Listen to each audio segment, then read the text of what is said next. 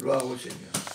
Alors ce matin, eh bien, alléluia, on va ouvrir la parole de Dieu dans le livre de Matthieu au chapitre 5.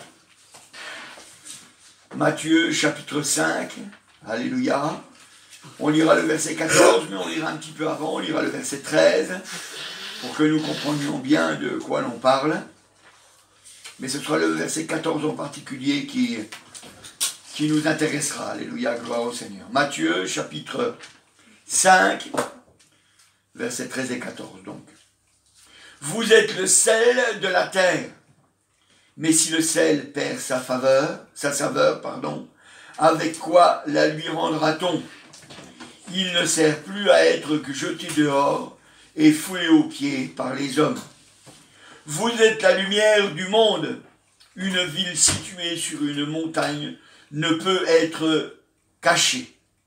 Gloire au Seigneur. Alléluia. On va lire le verset 15 pour qu'on reste dans l'esprit. Et l'on n'allume pas une lampe pour le mettre sous le boisseau, mais on la met sur le chandelier et elle éclaire tous ceux qui sont dans la maison. Alléluia. Gloire au Seigneur. Alléluia.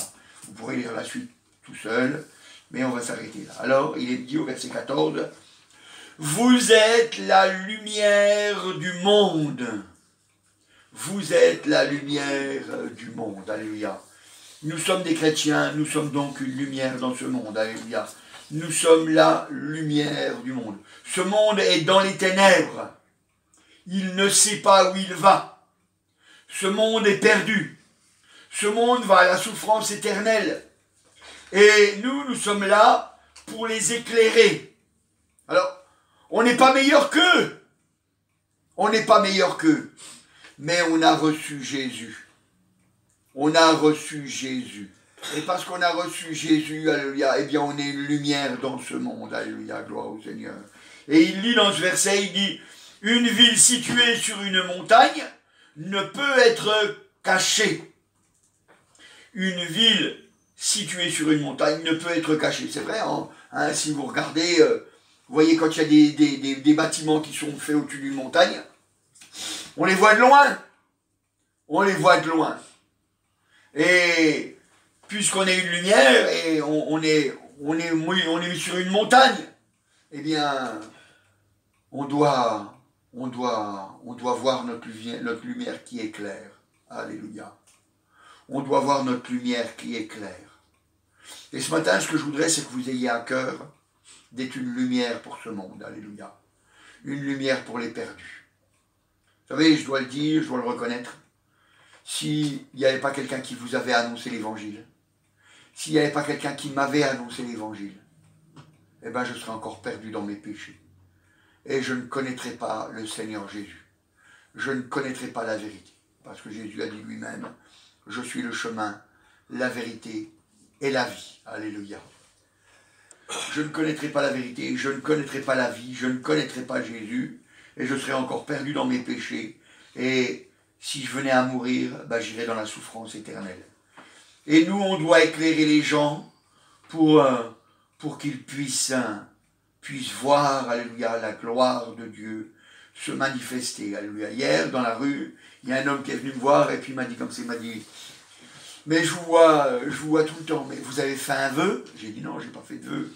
J'ai pas fait un vœu, mais j'ai dit, je crois que le monde va en enfer. Et je suis là pour que les gens eh bien, ils puissent voir les versets qui sont écrits et puis qu'ils puissent y réfléchir et puis qu'ils puissent se tourner vers le Seigneur. Et il m'a dit, oh mais vous savez, ils ne croient plus rien les gens. J'ai dit, oui mais vous savez, si jamais devant chez vous il y a une route qui passe et puis qu'un peu plus loin il y a un gros trou qui s'est fait pour X raison, il y a eu un tremblement de terre, un effondrement de la route ou je ne sais quoi, et que vous savez qu'il y a un effondrement et que vous voyez des voitures venir, est-ce que vous n'allez pas vous mettre au milieu de la route pour essayer de les arrêter? S'ils ne veulent pas s'arrêter, vous ne pouvez rien faire. Mais s'ils veulent s'arrêter, eh ben vous saurez sauver des vies. Eh ben moi, je fais pareil. Je suis là au milieu de la route, au milieu de la rue, quoi. Au milieu de la rue, et puis j'essaye d'arrêter les gens qui vont en enfer. Et le gars, ça l'a interpellé. Ça l'a interpellé. Et vous voyez, c'est pareil. Nous, on est une lumière. On est une lumière. Et les gens, ils le voient. quand on vit véritablement en chrétien, les gens, ils le voient. Vous savez, si jamais vous dites je suis chrétien, et puis vous êtes juste chrétien le dimanche matin, il y a un problème. Parce que le chrétien, il vit tous les jours sa foi. Tous les jours, il vit sa foi. Et je reconnais que c'est vrai que c'est un combat. Je reconnais que c'est vrai, c'est un combat, c'est une lutte. C'est vrai. Mais on est une lumière et on ne peut pas se taire. Moi, vous savez, le jour où j'ai compris que le monde était perdu, eh ben, ça m'a fait pleurer. Parce que déjà, pour commencer, j'ai commencé à voir tout de suite ma maman, mes frères et sœurs. C'est la première des choses que mes yeux, ils ont vues. J'ai dit, je ne peux pas laisser ma maman et puis mes frères et sœurs aller en enfer. Je ne peux pas accepter ça. Et je n'arrivais pas à accepter que ma famille, elle aille en enfer. Et heureusement que quelqu'un m'a dit, ben, convertis-toi, marche avec le Seigneur. Et c'est en donnant un exemple, eh ben, tu pourras les emmener au ciel. Parce qu'autrement, tu ne pourras pas. Autrement, tu ne pourras pas. Alors je me suis mis à marcher avec le Seigneur. J'ai commencé à chercher, à savoir comment faire. Alléluia, gloire au Seigneur. C'est important, alléluia. Vous savez, on est là pour être des lumières. La Bible, elle nous dit, dans Daniel, au chapitre 12, et ça c'est un verset qui a touché mon cœur quand je l'ai lu dans la Bible. Personne ne m'en avait parlé. Et quand je l'ai trouvé dans la Bible, eh bien, j'ai dit, moi aussi je veux servir. Moi aussi je veux servir le Seigneur. Alléluia. Dans Daniel, au chapitre 12, et au verset 3. Daniel, chapitre 12, verset 3. Alors on va lire. Depuis le verset 2, plusieurs de ceux qui dorment dans la poussière de la terre se réveilleront, les uns pour la vie éternelle, et les autres pour l'opprobre et la honte éternelle. Ceux qui auront été intelligents brilleront comme la splendeur du ciel, et ceux qui auront enseigné la justice à la multitude brilleront comme les étoiles à tour et à perpétuité. Et au verset 3, donc on voit, il dit ceux qui auront été intelligents brilleront comme la splendeur du ciel. C'est ceux qui se seront convertis. Et ceux qui auront enseigné la justice, alors, alléluia, eh bien, il y aura une autre récompense. Eh bien, ceux-là, ils brilleront comme les étoiles à toujours et à perpétuité. Alléluia, gloire au Seigneur. Et je voudrais que vous aussi vous annonciez, alléluia, que vous annonciez la justice du Seigneur, alléluia. C'est pour ça que vous avez besoin de faire des expériences. Pour que toutes les expériences que vous accumulez, toutes les expériences que vous faites avec Jésus, eh bien, vous puissiez les redire. Vous puissiez en reparler, dire combien le Seigneur est bon, combien il est merveilleux, combien il agit dans les vies, alléluia. C'est important. Il y a des âmes à sauver. Il y a des âmes à sauver. On est chrétien. On a véritablement des âmes à sauver. On a véritablement des âmes à sauver. Vous savez, c'est important. On doit témoigner. Alléluia. On doit témoigner. La Bible, elle nous dit, dans Matthieu au chapitre 16 et au verset 25, Matthieu chapitre 16 et au verset 25, regardez voir, Matthieu chapitre 16 et au verset 25, 16, 25, voilà ce qu'il est écrit. Alors, on va lire au verset 24 pour que vous compreniez de quoi ça parle. Alors Jésus dit à ses disciples, « Si quelqu'un veut venir après moi, qu'il renonce à lui-même, qu'il se charge de sa croix et qu'il me suive. Car celui qui voudra sauver sa vie la perdra, mais celui qui la perdra de moi la retrouvera. » Alléluia, gloire au Seigneur. Alors il dit, au verset 25, il dit, « Car celui qui voudra sauver sa vie, la perdra. » Alors, ça veut dire quoi, ça? Ben, ça veut dire que ça nous oblige à faire un choix pour Jésus. Ça nous oblige à faire un choix pour Jésus. Vous savez, par exemple, quand quelqu'un il aime bien le basket, par exemple, eh bien, il va faire des choix. Et si jamais il apprend, par exemple, qu'il y a un match de, je sais pas moi, de la NBA, hein, j'en sais rien, je sais même pas si ça existe, j'ai entendu ce nom-là, mais il me semble que ça existe. Un match de la NBA à Paris, par exemple, et puis que lui, il habite à Marseille, eh bien, il va dire, ah ben, je vais acheter un ticket. Et même si le ticket, il coûte 100 €, ou même 200 €, eh ben, il va faire des économies pour l'acheter. Ça veut dire qu'il va peut-être faire même des efforts, même des fois sur la nourriture. Et puis il va choisir de se priver de plaisir, de certains plaisirs. Je ne sais pas, moi, peut-être qu'il ne va pas aller à la piscine, peut-être qu'il ne va pas aller de faire un voyage, ou je ne sais quoi, moi. Mais il va choisir de garder son argent pour aller voir ce match. Et puis, peut-être qu'aussi, il va dépenser peut-être aussi de l'argent pour acheter, je sais pas, une écharpe, aller à la R&B ou je sais pas quoi, là. Hein, aller, des trucs d'encouragement, des choses comme ça, et puis etc. Et il va faire ça. Pourquoi? Parce qu'il a choisi. Il a choisi. Nous, c'est pareil. On choisit la vie avec le Seigneur. Donc ça veut dire que c'est vrai. C'est vrai que ce matin, vous auriez pu rester au lit puis dormir.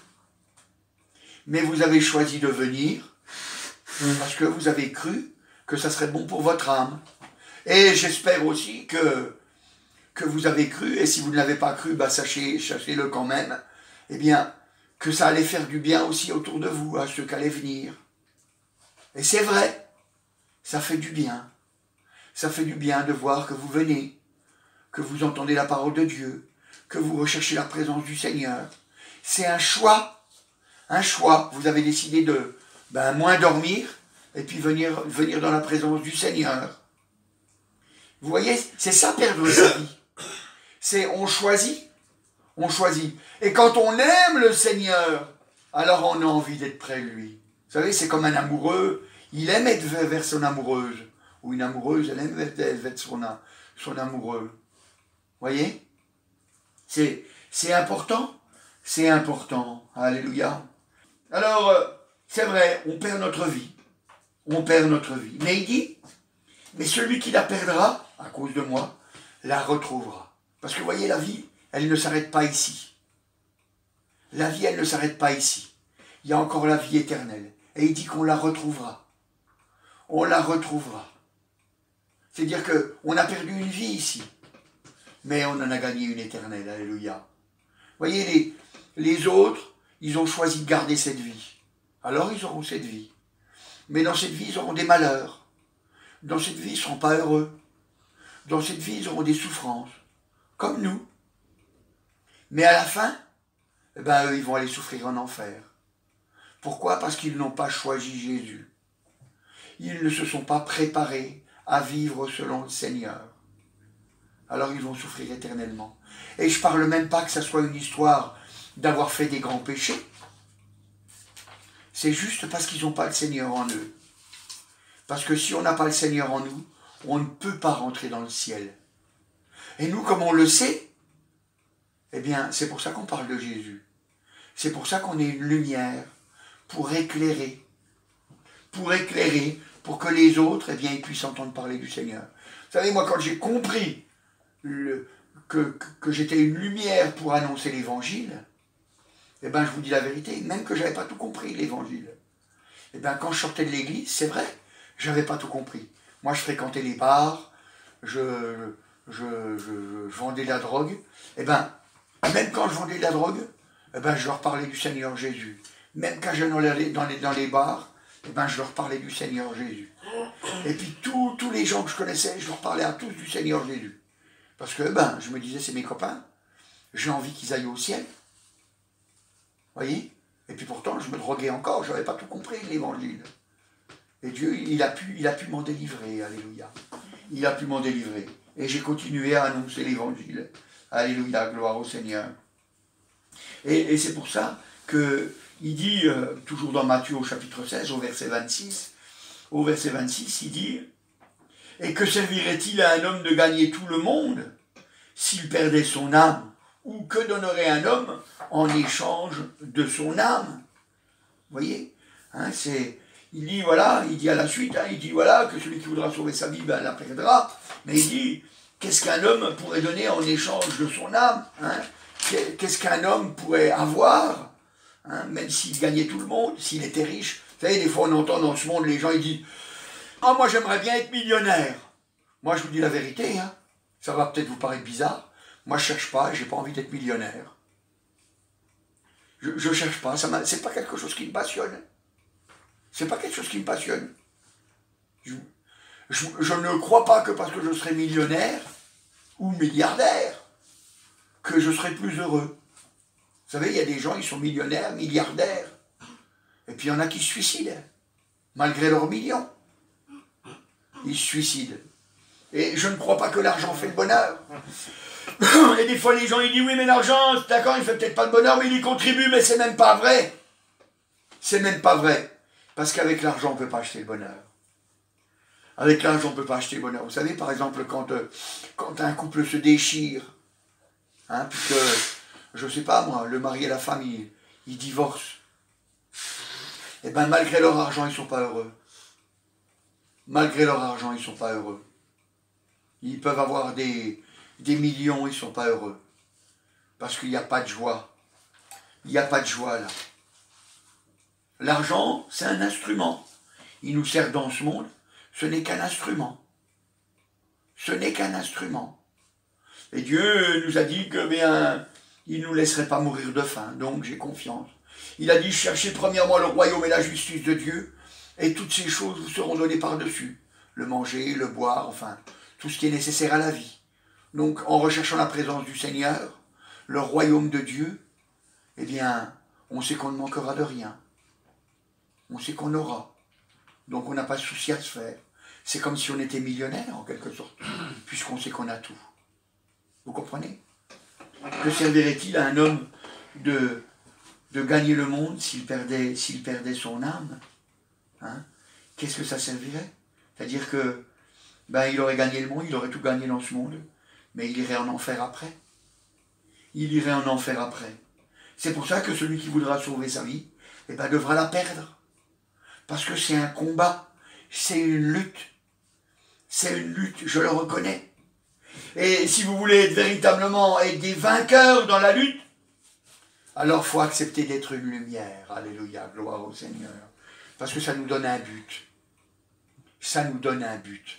Vous savez, quand on voit des gens qu'on aime, et puis qu'on les voit aller en enfer, on peut avoir le but de prier pour eux, le but de lutter pour eux, le but d'être un exemple pour eux, pour qu'ils soient sauvés.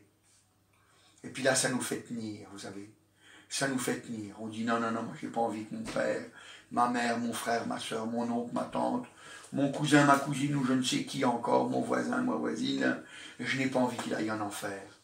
Alors, je vais marcher de mieux en mieux. Je vais m'approcher de mieux en mieux auprès du Seigneur, alléluia. Et il parlera à travers ma bouche. Il parlera à travers mon corps. Il parlera à travers mon exemple. Alléluia. Et ils pourront venir à leur tour au Seigneur, alléluia. C'est important, vous savez. C'est important, alléluia. Vous savez, le Seigneur, il nous dit qu'il ne nous laisse pas tout nus. Vous savez, il nous envoie dans ce monde pour annoncer sa parole. Regardez voir dans Marc au chapitre 16. Marc au chapitre 16, il nous envoie, il veut qu'on témoigne, il veut qu'on dise autour de nous, alléluia, toutes ces merveilles, alléluia. Mais il ne nous envoie pas sans rien. Dans Marc au chapitre 16, alléluia, Marc au chapitre 16, on peut lire depuis le verset 15. Alors, puis il leur dit, c'est Jésus qui parle, allez par tout le monde et prêchez la bonne nouvelle à toute la création. Hein, donc ça veut dire la bonne nouvelle, c'est leur dire que Jésus les sauve de leurs péchés, alléluia. Hein, à toute la création. Celui qui croira et qui sera baptisé sera sauvé, mais celui qui ne croira pas sera condamné. Voici les miracles qui accompagneront ceux qui auront cru. En mon nom, ils chasseront les démons, ils parleront de nouvelles langues. Ils saisiront des serpents, s'ils boivent quelques breuvages mortels, il ne leur fera point de mal. Ils imposeront les mains aux malades, et les malades seront guérit, alléluia. On voit, il ne nous laisse pas tout nus, il nous dit, voilà, je te vois annoncer, mais il y aura des miracles qui vont t'accompagner. Il y aura des miracles qui vont t'accompagner, alléluia. Vous savez, c'est important de le savoir. Vous savez, on peut prier pour les gens, pour qu'ils soient guéris. Moi, vous savez, j'étais même pas serviteur de Dieu en tant que pasteur, hein, parce qu'on est tous serviteurs de Dieu, mais j'étais pas serviteur de Dieu en tant que pasteur. Et puis, ma deuxième fille, quand elle est née avec un pied beau. Et puis, ma femme non plus, elle n'était pas femme de pasteur. Et puis, on était là, les deux, quand on a appris que notre enfant, il était né avec un pied beau. Alors, qu'est-ce qu'on a fait? On a prié tout de suite. On a dit, Seigneur Jésus, guéris l'enfant, parce qu'on croit au miracle. Alors, quand on a regardé, eh bien, l'enfant, il avait toujours le pied beau, mais on a remercié le Seigneur. On a remercié le Seigneur. Et puis quand on a eu remercié le Seigneur, alléluia, gloire au Seigneur, eh bien, après, ils ont fait tout ce qu'ils avaient à faire, et puis après, je suis rentré. Et au matin, quand je suis revenu, pour voir ma femme et puis mon enfant, au matin, eh bien, l'enfant était guéri. L'enfant était guéri. Et même le médecin, il a dit que c'était étonnant. Voyez, il ne comprenait pas ce qui était arrivé. Il ne comprenait pas ce qui était arrivé. Et c'est vrai, on ne comprend pas ce qui arrive. Mais les miracles, ça porte bien ce nom-là, un miracle. Ce n'est pas une histoire de compréhension, c'est une histoire de foi. Parce qu'on marche avec Jésus, parce qu'on témoigne, alléluia, parce qu'on marche et qu'on témoigne, alors à ce moment-là, alléluia, il nous aide. Il nous aide. Et il fait des miracles. C'est pour ça qu'il faut prier. Il fait prier pour ceux qu'on aime. Vous savez, quand on regarde dans la parole de Dieu, dans Genèse, mais vous savez, c'est quand même important de le savoir, qu'il fait des miracles, alléluia, des miracles extraordinaires, parce que il veut nous bénir, il veut nous sauver, alléluia. Regardez voir, c'est quand Abraham, alléluia, il a prié pour Lot. Vous savez, parce que Lot, vous savez, c'était un homme, il avait entendu les choses de Dieu. Il avait entendu les choses de Dieu. Et puis Lot, ben, il a préféré les choses du monde. Il a préféré les choses du monde. Et puis, une fois qu'il a eu préféré les choses du monde, et ben, qu'est-ce qui s'est passé? Et ben, il a été à Sodome, Sodome, Gomorrhe. Et puis là-dedans, ben, tout le monde est mort. Dans Genèse au chapitre 17. Genèse, chapitre 17. Voilà. Genèse, chapitre 17. Voilà, gloire au Seigneur. Et puis on voit que Abraham, eh bien, il a prié. Alléluia. Alors, dans Genèse, au chapitre 17, si ma mémoire ne me fait pas défaut. Comment? 19. C'est 19. 18. 18, voilà, excusez-moi, je me suis trompé. Alors. Voilà, alléluia. Voilà. Alors, c'est au verset 17. Voilà, c'est ça. 18. Verset 17. Verset 17. Voilà, c'est ça. C'est chapitre 18. 18-17. Verset 17. Voilà. Je me disais, ça va pas très bien. Mais bon, des fois, on ne fait pas attention à ce qu'on écrit ou on ne fait pas attention. Alors l'Éternel dit, cacherai-je à Abraham ce que je vais faire? Abraham deviendra certainement une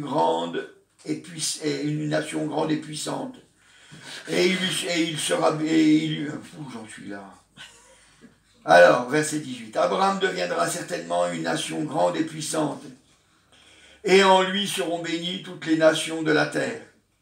Car je l'ai choisi afin qu'il ordonne à ses fils et à sa maison après lui de garder la voie de l'Éternel en pratiquant la droiture et la justice, et qu'ainsi l'Éternel accomplisse en faveur d'Abraham les promesses qu'il lui a faites. Et l'Éternel lui dit, le cri de Sodome et Gomorrhe s'est accru et les péchés est énorme. C'est pourquoi je vais descendre et je verrai s'ils ont agi entièrement selon le bruit venu jusqu'à moi. Et si cela n'est pas, je le saurai.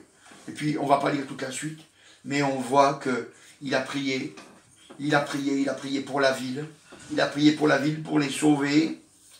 Et puis, il a espéré que la ville soit sauvée, et au moins Lot. Et au chapitre 19, cette fois-ci, 19, et au verset 29, donc, quand Abraham il s'est levé le matin, alors il a regardé du côté de Sodome, et puis il est marqué au verset 29, lorsque Dieu détruisit la ville de la plaine, il se souvint d'Abraham, et il fit échapper Lot du milieu du désastre, par lequel il bouleversa les villes où Lot avait établi sa demeure. Alléluia. Il se souvint d'Abraham. C'est un miracle. C'est un miracle. Parce que si jamais on avait lu, vous auriez vu que Lot, il avait du mal à partir. Il avait du mal à partir parce qu'il était là et il y avait encore ses enfants qui ne voulaient pas partir. Et il n'était pas cru. Et puis, c'était terrible. C'était terrible. Mais, gloire à Dieu, alléluia, les anges l'ont pris et puis ils l'ont sorti, avec ses deux filles, et puis sa femme. Et puis, alléluia, il a été sauvé. Donc ça veut dire qu'il y a eu un miracle qui a eu lieu. Et voyez, parce que Abraham, il a été un bon témoin, parce que Dieu lui avait dit qu'il fallait qu'il témoigne à lui et à sa famille, parce que ses descendants devaient annoncer à leur tour la bonne nouvelle, alléluia. Eh bien, parce qu'il a gardé ça dans son cœur, d'être une lumière. Alors, il a pu avoir cette prière, alléluia. Et puis Dieu s'est souvenu de la prière d'Abraham, alléluia. Et la bénédiction a eu lieu, alléluia. C'est pour ça que la Bible, elle nous dit, alléluia, parce qu'elle ne nous cache pas que c'est un vrai combat. Que c'est un vrai combat. Dans l'évangile de Luc, au chapitre 13, évangile de Luc, chapitre 13, voilà, évangile de Luc, chapitre 13, et au verset 24, évangile de Luc, chapitre 13, et au verset 24, alors on va lire depuis le verset 23 pour que vous compreniez, hein, il dit, quelques-uns lui disent, Seigneur, n'y a-t-il que peu de gens qui soient sauvés? Il leur répondit, efforcez-vous d'entrer par la porte étroite, car je vous le dis, beaucoup chercheront à entrer et ne le pourront pas.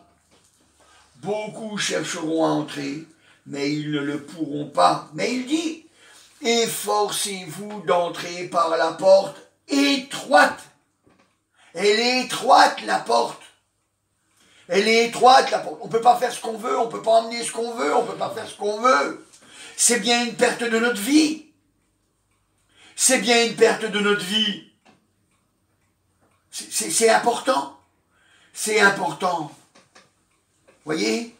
C'est important. C'est pour ça que la Bible, elle nous donne des lois, elle nous donne des règles, elle nous donne des préceptes pour qu'on les mette en pratique et que la bénédiction soit là sur nous, pour qu'on puisse tenir ferme, pour qu'on puisse arriver au bout. Vous savez, je vais vous dire quelque chose. Imaginez-vous voir, je ne sais pas moi, Laure Manoudou, vous voyez, parce que bon, je connais qu'elle en natation, alors je ne vais pas vous donner quelqu'un d'autre. Je connais qu'elle, Laure Manoudou, enfin je sais qu'il y a son frère, mais je ne sais pas comment il s'appelle. Voilà, enfin, la Manoudou. Hein, vous imaginez qu'elle va nager, et puis qu'elle dit comme ça, elle dit, bon, je vais aller nager, et puis en même temps, je suis riche, alors je vais prendre toute ma richesse pour aller nager. À votre avis, qu'est-ce qui va se passer? Oui. Même si elle sait bien nager, même si c'est une pro de la natation. Maintenant, imaginez voir, au lieu de dire je vais prendre ma richesse, imaginez voir qu'elle dit je vais aller nager, et puis je vais, je sais pas moi, je vais prendre mes haltères. C'était pour m'entraîner, alors je vais les prendre, je vais aller nager avec mes haltères. Je crois que c'est pareil. Hein, vous comprenez? C'est-à-dire qu'il y a des choses qu'on doit faire à des moments. Et puis il y a des choses qu'on doit faire à d'autres moments.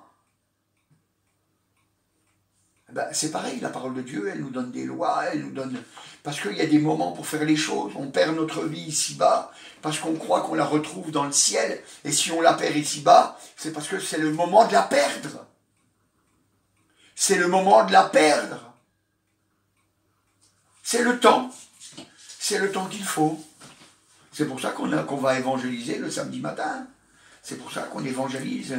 On évangélise, on fait du porte-à-porte. C'est pour ça qu'on va évangéliser le samedi après-midi. on perd notre vie. On aurait pu prendre du temps pour autre chose, mais on dit non. Il y a des âmes qui sont perdues. Alors il est le temps de montrer notre flambeau. Il est le temps de montrer notre flamme, de montrer qui on est, à qui on appartient pour qu'ils soient sauvés. Il est temps de leur parler. Comprenez, c'est important. C'est important.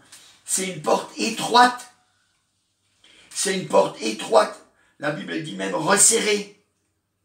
Non seulement c'est étroit, mais c'est resserré en plus. Voyez? Donc, il est important. Il est important de comprendre. Si c'est étroit, on peut pas tout rentrer. On ne peut pas tout rentrer. Vous voyez, quand je vais ouvrir la porte de ma maison, eh bien, j'ai une clé qui va pour la porte de ma maison. Eh bien, je ne peux pas rentrer tout le trousseau. Pourtant, c'est toutes des clés. Il n'y a qu'une seule clé, parce que c'est étroit. C'est fait exprès pour aller qu'une seule clé. Eh bien, c'est pareil. C'est pareil. C'est fait pour qu'on ait une seule vie. Et c'est une vie avec le Seigneur. C'est fait comme ça. La portée étroite, elle est faite pour ça. Qu'une seule vie avec le Seigneur. Et ceux qui veulent avoir deux vies, une vie dans le monde et puis une vie avec le Seigneur, c'est-à-dire les tièdes, ben ils sont perdus, ils seront vomis. Ils seront vomis. Ils ont aimé le Seigneur, c'est vrai, mais ils ont aimé le monde. Et la Bible dit que quand on aime le monde, eh ben on est ennemi de Dieu. Eh ben si on est ennemi de Dieu, Jésus ne peut pas nous prendre. Jésus ne peut pas nous prendre. C'est important à savoir. C'est important à savoir. C'est important. Alléluia. Et la Bible, elle dit, parce qu'on doit témoigner, la Bible, elle dit dans Romains au chapitre 1, Romains, chapitre 1, voilà, Romains, voilà, c'est après les actes des apôtres, Romains, chapitre 1, et au verset 18, Romains 1, 18,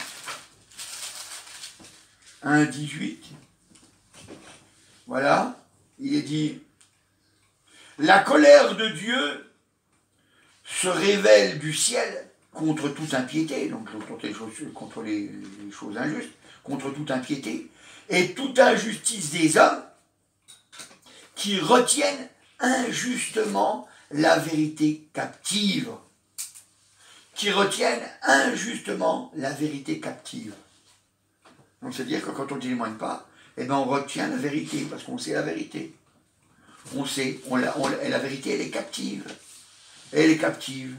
On devrait briller, on devrait être une lumière, ça devrait se voir. Mais elle dit que si on ne témoigne pas, ben on retient la vérité captive. Donc, automatiquement, ben, la colère de Dieu est sur nous. La colère de Dieu est sur nous. On doit annoncer la parole de Dieu. C'est notre vie qu'on perd, alléluia. Vous savez, moi je sais que quand j'ai commencé à annoncer l'évangile, au premier endroit où je suis allé au Clair Soleil, à Besançon. C'était mon quartier. Donc comme ça, ben, dans mon quartier, je pouvais être reconnu de tout le monde. Hein. Mais si on a honte de Jésus, un jour Jésus aura honte de nous. C'est pour ça qu'on ne doit pas avoir honte. On doit annoncer ce que le Seigneur nous a donné. C'est pour ça qu'il fait des miracles dans nos vies, il fait des miracles pour que nous puissions dire, voilà, j'ai été guéri, voilà, j'ai réussi dans mes études parce qu'il y a eu ça, voilà, parce que ceci, parce que cela, j'ai été gardé dans un accident, etc. Toutes les choses que Dieu peut faire pour nous. Et c'est important, il fait des miracles pour nous. Et il les fait pour qu'on puisse le témoigner. Pour qu'on puisse le témoigner. On est une lumière quand on le témoigne. On est une lumière, on est des témoins. On est des témoins. Et la colère de Dieu, elle n'est pas sur nous. Parce qu'on témoigne.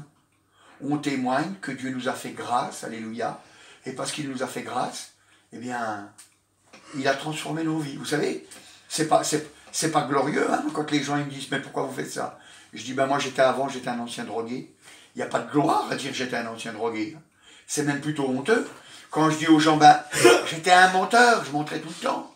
Il n'y a pas de gloire à dire que j'étais un menteur. Quand je leur dis j'étais un voleur, il n'y a pas de gloire à dire que j'étais un voleur. C'est pas glorieux de dire qu'on est un voleur. C'est même honteux. Mais je dis, voilà, Jésus a changé ma vie.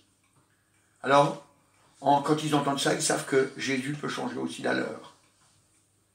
Parce qu'il a transformé ma vie, il peut transformer la leur.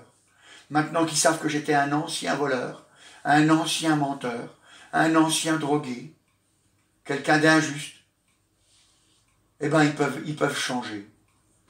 Ils peuvent changer. Mais il faut témoigner. Il faut témoigner. Alléluia, gloire au Seigneur. Alléluia. C'est pour ça que nous ne retournons pas la vérité captive. Alléluia. Au contraire, nous proclamons, alléluia, le salut en Jésus. Alléluia. Parce que nous savons que des miracles nous accompagnent. Nous savons, alléluia, que la porte est étroite et qu'il faut leur dire la vérité pour qu'ils aillent au ciel. Alléluia. C'est important, alléluia.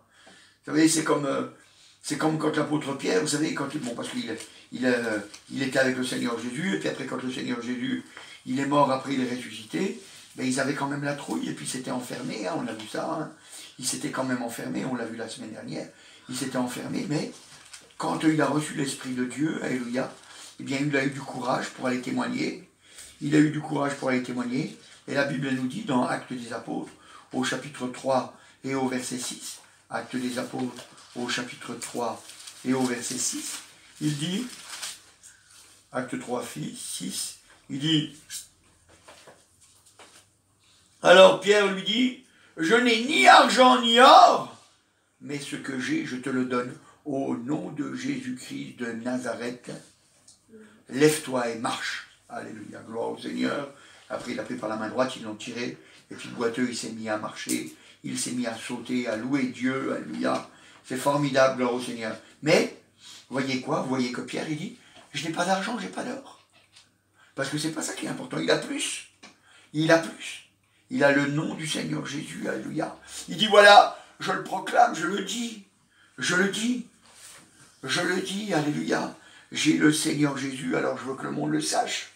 C'est pour ça qu'il a pris la main de cet homme, et puis hop, il lui a dit, j'ai pas d'argent, j'ai pas d'or, mais j'ai le nom du Seigneur Jésus. Voilà, je suis une lumière, tu le sais maintenant, si tu crois, eh bien toi aussi, alléluia, tu vas pouvoir être une lumière. Et puis cet homme, il a cru, hop, il l'a tiré.